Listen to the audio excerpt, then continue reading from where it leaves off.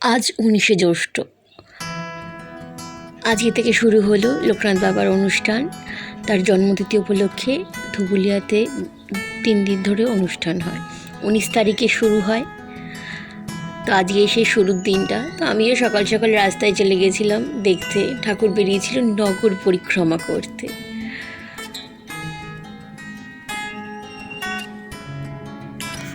তো নগর পরিক্রমা দেখে বাড়িতে আসতে না আসতেই ব্যাস, আকাশ তো একদম কালো মেঘে ঢেকে গেছিল।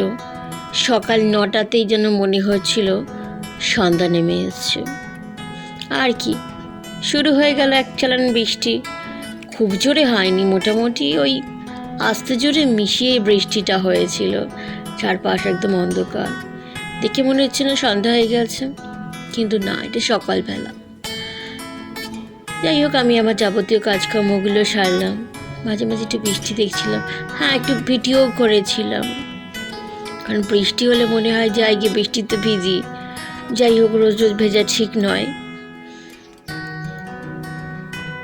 তো বৃষ্টি, তারপরে ভাবলাম যে একটু স্পেশাল কিছু খেতে হবে। তো আনা হলো মাটন, আর মাটনটা বেশ ভালো ছিল। মাটন আর দুপুরের লাঞ্চের জন্য মাটনটা একদম একে বর্ষা, তারপরে মাটন একদম জমে গিয়েছিল। তো দুপুরবেলা রান্নাবান্না কমপ্লিট হয়ে গেলো, আমিও স্নান বান করে খাওয়া দাওয়া করতে বসে গেলাম। শুধু ভাত আর মাটনে নিয়েছিলাম, আদার্স কিছু আর আমার ভালো লাগেনি, আমি নিইনি।